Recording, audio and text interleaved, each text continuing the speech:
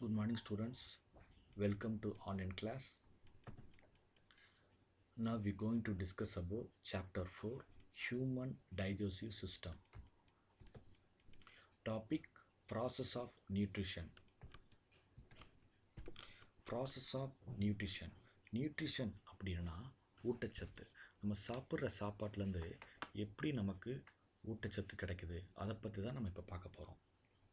This process involves the following steps: ingestion, digestion, absorption, assimilation, digestion. First one is the ingestion. அது உட்கொள்ளுதல். நம்ம சாப்பாடை எப்படி எடுத்துக்கிறோம், எது வழியால் எடுத்துக்கிறோம். The human being have a special organ for the ingestion of food. It is called mouth. So in human being, food is ingested through the mouth. நம்ம எது வழியாக ஃபுட்டை எடுத்துக்கிறோம் அப்படின்னா ஒரு ஸ்பெஷல் ஆர்கன், அதுதான் வந்து என்ன, மவுத். Next one is the digestion. Digestion process start from mouth. The digestion of food start as soon as we put food in our mouth. நம்ம எப்போ சாப்பிட ஆரம்பிக்கிறோமோ அப்பயே வந்து டைஜஷன் அப்படிங்கிற ப்ராசஸ் வந்து ஸ்டார்ட் ஆயிடுச்சு. The salivary gland in our mouth produce saliva, contain an enzyme called salivary amylase, which digests the starch present in food into sugar. நம்ம சாப்பிட ஆரம்பித்தோன்னா சலிவரி கிளாண்ட் வந்து செக்ரெட் ஆகுது மவுத்தில், சரியா? அதான் உமிழ்நீர், சரியா? அந்த உமிழ்நீரில் சலைவரி அமிலேஸ் அப்படிங்கிற என்சைம் இருக்குது. அந்த என்சைம் எதுக்கு யூஸ் ஆகுதுன்னா நம்ம சாப்பிட்ற சாப்பாட்டில் உள்ள ஸ்டார்ச்சை டைஜஸ்ட் பண்ணுறது யூஸ் ஆகுது. அதை டைஜஸ்ட் பண்ணி காம்ப்ளெக்ஸ் உள்ள ஸ்டார்ச்சை வந்து கன்வெர்ட் பண்ணி சுகராக மாற்றிடுது. Digestion of food remain incomplete in mouth. நம்ம மவுத்தில் டைஜஷன் ப்ராசஸ் இன்கம்ப்ளீட்டாக தான் இருக்கும், சரியா? அதுக்கப்புறம் நெக்ஸ்ட்டு ஃபுட் பைப்புக்கு போகும், அப்புறம் ஸ்டொமக்குக்கு போகும். The semi-solid mass of food is called bolus. அந்த சாலிட் ஃபுட்டு, நம்ம எடுத்துக்கிற சாலிட் ஃபுட்டு வந்து சலைவாவோட ரியாக்ட் ஆகி அந்த சலைவா என்ன பண்ணுது, செமி சாலிடாக மாற்றிடுது.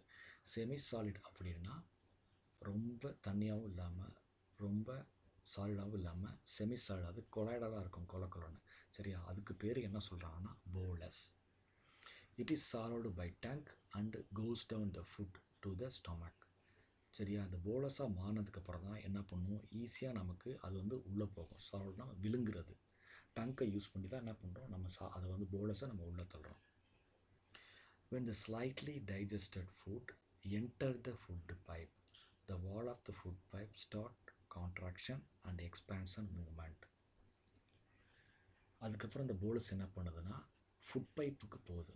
ஃபுட் பைப் அப்படின்னா யூசோபாகஸ். அந்த யூசோபாகஸ் என்ன பண்ணுதுன்னா கான்ட்ராக்ஷன் அண்ட் எக்ஸ்பான்ஷன், அதை மாறி மாறி பண்ணுது. அதாவது சுருங்கிறது, விரிகிறது, சரியா? Contraction and expansion. இந்த மூமெண்ட்டுக்கு பேர் என்ன சொல்கிறாங்கன்னா பெரிஸ்டால்டிக் மூமெண்ட். அதாவது இந்த ஃபுட் பைப் வந்து சுருங்கி சுருங்கி விரியுதில்ல, அந்த மூமெண்ட்டுக்கு பேர் என்ன சொல்கிறாங்கன்னா பெரிஸ்டால்டிக் மூமெண்ட். இது எதனால் அப்படி செய்யுதுன்னா it help to push the food into the stomach.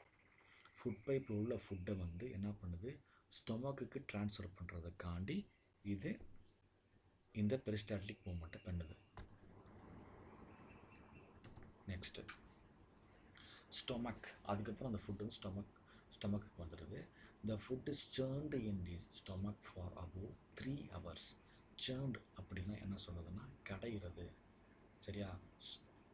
அந்த ஃபுட்டு வந்து ஸ்டொமக் என்ன பண்ணிடுதுன்னா கடையிறது, 3 மணி நேரமாக கடைஞ்சிக்கிட்டு இருக்கும், சரியா? கடையிறதுக்கு என்ன எக்ஸாம்பிள் சொல்லலாம்னா இப்போ வந்து நம்ம வீட்டில் அம்மா வந்து கிரைண்டர் யூஸ் பண்ணி மாவு அரைக்கிறாங்க, சரியா? ஃபஸ்ட்டு என்ன பண்ணும், இந்த அரிசி வந்து இப்போ சாலிடாக இருக்கும், சரியா? சாலிடாக உள்ள அரிசி அதில் போட்டு அரைக்கும் போது அதுக்கப்புறம் 1/2 hour கழித்து பார்த்தோம்னா அந்த சாலிடாக உள்ள அரிசி வந்து என்ன ஆயிரும், ரொம்ப நைஸாக லிக்யூடாக ஆயிரும், சரியா? அதான் அந்த வேலை தான் இங்கே நடக்குது ஸ்டொமக்கில். இந்த wall of the stomach produce gastric juice. ஸ்டொமக்கில் கேஸ்ட்ரிக் ஜூஸ் ப்ரொடியூஸ் பண்ணுது ஸ்டொமக். It contain 3 substance. அதில் வந்து 3 substance இருக்குது. First one hydrochloric acid, second one pepsin, third one mucus. First one, hydrochloric acid kills any bacteria which may enter the stomach with food. நம்ம சாப்பிட்ற சாப்பாடு எப்போதுமே ரொம்ப ஹைஜீனிக்காக இருக்குது அப்படின்னு சொல்ல முடியாது. எவ்வளோ நம்ம ஹைஜீனிக்காக சுத்தமாக கொண்டு வந்தாலும் ஒரு ஃப்ராக்ஷன் ஆஃப் செகண்டில் ஒரு ஈ உட்காந்துட்டு போணுச்சுன்னா அந்த ஃபுட்டு வந்து கண்டாமினேட் ஆகிடும். சரியா? ஒரு ஈ உட்காந்துட்டு போணுச்சுன்னா அதுலேருந்து ஏதாவது மைக்ரோ ஆர்கானிசம் இல்லை பேக்டீரியா, சரியா, கண்டிப்பாக ஏதாச்சும் ஒன்று வந்துடும். அது மாதிரி ஃபுட்டு நம்ம எடுத்துக்கும்போது என்ன பண்ணுதுன்னா, stomach secrete the hydrochloric acid that used to kill the bacteria present in the food. Next one is pepsin. Pepsin used to digestion of the protein present in food to form smaller molecules. நம்ம சாப்பிட்ற சாப்பாட்டு உள்ள ப்ரோட்டீனை digest பண்ணுறதுக்கு இந்த pepsin use ஆகுது. காம்ப்ளெக்ஸாக உள்ள ப்ரோட்டீனை கன்வெர்ட் பண்ணி ஸ்மாலர் மாலிகுல்ஸாக மாற்றிடுது. Next one is a mucus. Mucus protect the lining of stomach from its own secretion of hydrochloric acid. Hydrochloric acid வந்து ஸ்டொமக் தான் செக்ரேட் பண்ணுது. அது வந்து நான் ஒரு பவர்ஃபுல்லான ஆசிடு. சரியா? அந்த ஆசிட் வந்து ஸ்டொமக்கில் உள்ள டிஷ்யூவை டேமேஜ் பண்ணுறதுக்கு வாய்ப்பு இருக்குது. அதனால அந்த ஸ்டொமக் என்ன பண்ணுது, மியூக்கஸ் அப்படிங்கிற ஒரு என்சைமை செக்ரேட் பண்ணுது. இது என்ன பண்ணுதுன்னா ஹைட்ரோக்ளோரிக் ஆசிட்லேருந்து ஸ்டொமக் வந்து ப்ரொடக்ட் பண்ணுது. அது லைனிங் ஆஃப் ஸ்டொமக் ப்ரொடக்ட் பண்ணுது. Protect the lining of stomach from its own secretion of the hydrochloric acid. Both hydrochloric acid and stomach தான் இது பண்ணுது, மியூக்கஸும் ஸ்டொமக் தான் செக்ரேட் பண்ணுது. Small intestine அதாவது சிறுகுடல். The partially digested food then goes from the stomach into the small intestine. சரியா? அதுக்கப்புறம் partially digested food அதாவது முழுமையாக டைஜஸ்ட் ஆகிற ஃபுட்டு வந்து ஸ்டொமக்லேருந்து அடுத்து ஸ்மால் இன்டெஸ்டின் சிறுகுடலுக்கு வருது. Thought the small intestine is very long, it is called small intestine because it is very narrow.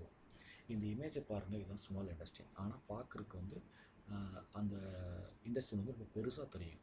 அப்படியே அதை ஸ்மால் இன்டெஸ்டின்னு சொல்கிறோம் அப்படின்னு பார்த்தோம்னா அது உள்ள அந்த ஸ்பேஸ் வந்து ரொம்ப குறுகலாக இருக்கும். அதாவது வெரி நேரோ அப்படின்னா குறுகலாக இருக்குதுன்னு அர்த்தம். சரியா? உள்ள ஸ்பேஸ் வந்து ரொம்ப கம்மியாக இருக்கும். அதனால தான் அது வந்து நான் small intestine. It receives the secretion of the two glands, that is liver and pancreas. இந்த ஸ்மால் இன்டெஸ்டின் சிறுகுடல் வந்து எதோட ஜாயிண்டாக இருக்குது அப்படின்னு பார்த்தோம்னா லிவர் அண்ட் பேன்க்ரியாஸ். லிவர் அப்படின்னா கல்லீரல், பேன்க்ரியாஸ்னால் கணையம். இதோட ஜாயிண்டாக இருக்கனால அந்த லிவர் பேன்க்ரியாஸில் செக்ரெட் ஆகிற அந்த என்சைம் வந்து எது வழியாக லீக் ஆகுது அப்படின்னு பார்த்தோம்னா இந்த ஸ்மால் இன்டெஸ்டின் வழியாக லீக் ஆகி ஃபுட்டோடு ரியாக்ட் ஆகுது. Next duodenum. Duodenum is the first part of the small intestine.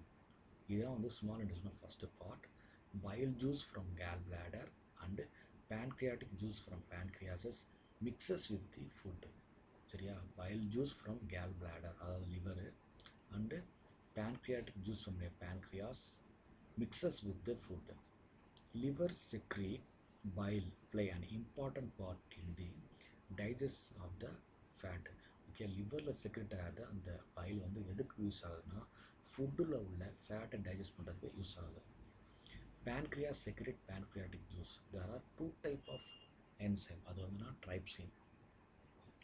பேன்க்ரியாஸில் secret ஆகிற ட்ரைப்சின் எதுக்கு யூஸ் ஆகுதுன்னா it acts on protein, peptones and proteases and convert them into polypeptide. Okay, trypsin எதுக்கு use ஆகுதுன்னா நம்ம சாப்பாடு உள்ள ப்ரோட்டீன், பெப்டோன்ஸ், proteases வந்து convert பண்ணி பாலிபெப்டைட் அப்படிங்கிற ஸ்மால் காம்ப்ளெக்ஸாக மாற்றுறதுக்கு யூஸ் ஆகுது. Lipase it acts on fat droplets and convert them into fatty acid and glycerol. Lipase எதுக்கு யூஸ் ஆகுதுன்னா நம்ம சாப்பிட்ற சாப்பாட்டை உள்ள கொழுப்பு அதாவது ஃபேட்டை வந்து கன்வெர்ட் பண்ணி simple substance fatty acid and glycerol மாற்றுறதுக்கு அது யூஸ் ஆகுது. Next jejunum. From the duodenum, the food is passed into the second part of the small intestine, the jejunum. Jejunum அப்படிங்கிறது small intestine second part. இது just அந்த partially digested ஃபுட்டை வந்து transfer பண்ணுறதுக்கு use ஆகுது. Next one ileum. The food is then transferred from the jejunum to the final part of the small intestine is called ileum. It contains the following enzyme. Ileum தான் என்ன small intestine final part. It contains the following enzyme. Trypsin. The enzyme act upon the peptones and peptides and convert them into amino acid. Trypsin எதுக்கு use ஆகுது? ஃபுட்டில் உள்ள peptones அப்புறம் peptides இதை convert பண்ணி amino ஆசிடாக மாற்றுறதுக்கு யூஸ் ஆகுது. Next one is a maltase. It causes the breakdown of the sugar maltase into glucose. இந்த மால்டேஸ் என்ன பண்ணுது, ஃபுட்டில் உள்ள சுகர் மால்டேஸ் கன்வெர்ட் பண்ணி குளுக்கோஸாக மாற்றுது. Sucrase, it acts on sucrose and change it into glucose and fructose molecules. Sucrase enzyme என்ன பண்ணுது, ஃபுட்டில் உள்ள சுக்ரோஸை வந்து குளுக்கோஸ் அதாவது ஃப்ருக்டோஸ் மாலிகூல்ஸாக மாற்றுறதுக்கு யூஸ் ஆகுது. அப்சார்ப்ஷன் அதாவது உறிஞ்சுதல், அந்த ஃபுட்டில் உள்ள நியூட்ரியன்ஸை உரிகிறது. ஓகே, அப்சார்ப்ஷன்னா உறிஞ்சுதல். After the digestion the molecules of the food become so small that they can pass through the wall of the small intestine and go into our blood. This is called absorption. அதாவது 100% digestion process வந்து எங்கே complete ஆகுது அப்படின்னு பார்த்தீங்கன்னா small இண்டஸ்ட்ரியில் தான் complete ஆகுது. அப்படி கம்ப்ளீட் ஆனதுக்கப்புறம் என்ன ஆகுதுன்னா அந்த லார்ஜ் ஃபுட் பார்ட்டிகல்ஸ் வந்து ரொம்ப ஸ்மால் பார்ட்டிகல்ஸாக மாறிடுது. ஸ்மால் பார்ட்டிகல்ஸாக மாறினதுக்கப்புறம் அந்த ஸ்மால் இண்டஸ்ட்ரி அதை அப்சர்வ் பண்ணுது. அதை அந்த நியூட்ரியன்ஸை அப்சர்வ் பண்ணி பிளட்டில் கலக்க வச்சிருது. This is called absorption. The small intestine is the main region for the absorption of the digested food. It is adapted for absorbing the digestion food. Small intestine என்ன பண்ணுது, மெயினாக இந்த அப்சார்ப்ஷன் ப்ராசஸை பண்ணுது. இது எதுக்கு அடாப்ட் ஆகிருக்கு அப்படின்னா ஃபார் த அப்சர்விங் த ஃபுட்டை அப்சர்வ் பண்ணுறதுக்காக தான் இது ஒன்று அடாப்ட் ஆகிருக்கு.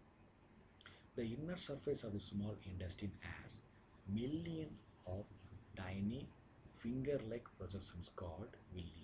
ஸ்மால் இண்டஸ்ட்ரின் கிராஸ் செக்ஷன் பண்ணி பார்த்தா உள்ளே வந்து இது மாதிரி ஃபிங்கர் லைக் ப்ரொஜெக்ஷன் இருக்கும். அதுக்கு பேர் தான் வில்லி. இந்த இமேஜை பாருங்கள், ஃபிங்கர் மாதிரியே இருக்குல்ல, அது எங்கே இருக்குன்னா கிராஸ் செக்ஷன் பண்ணி ஸ்மால் இண்டஸ்ட்ரியில் பார்த்தோம்னா ஸ்மால் இண்டஸ்ட்ரிக்குள்ளே இது மாதிரி இருக்கும்.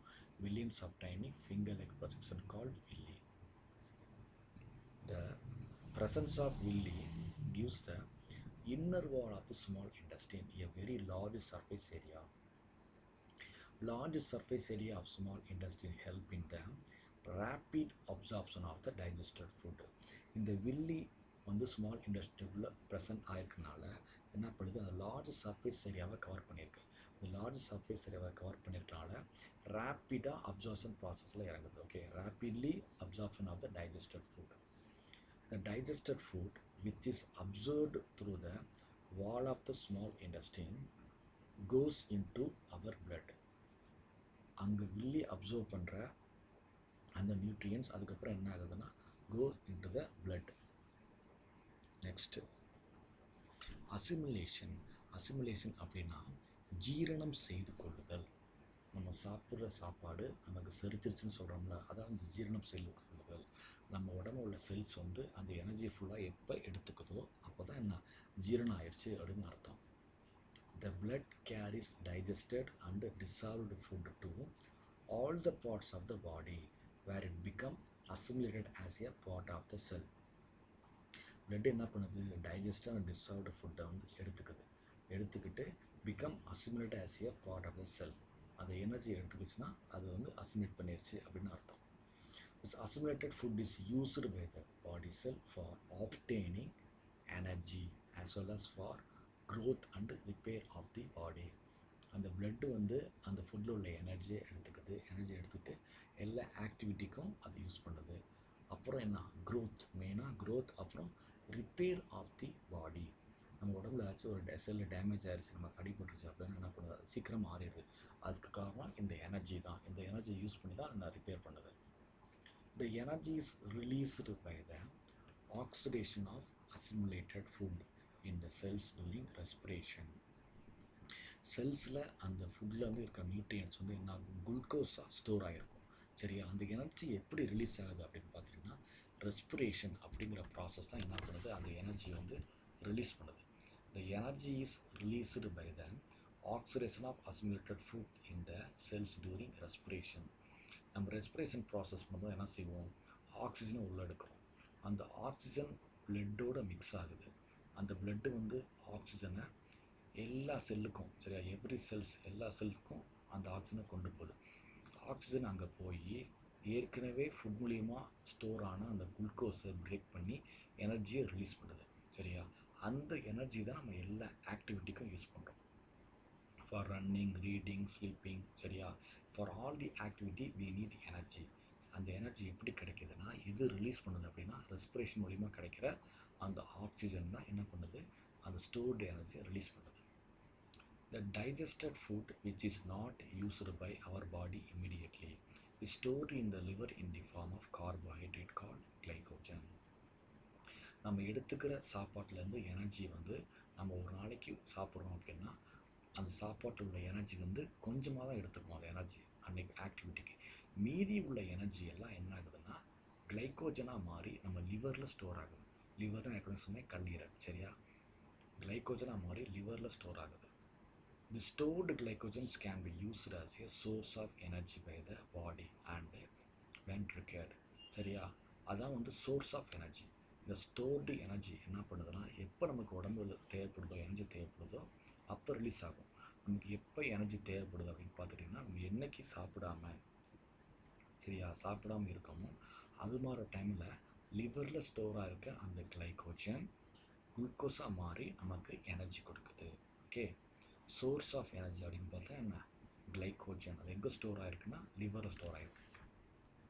Next digestion.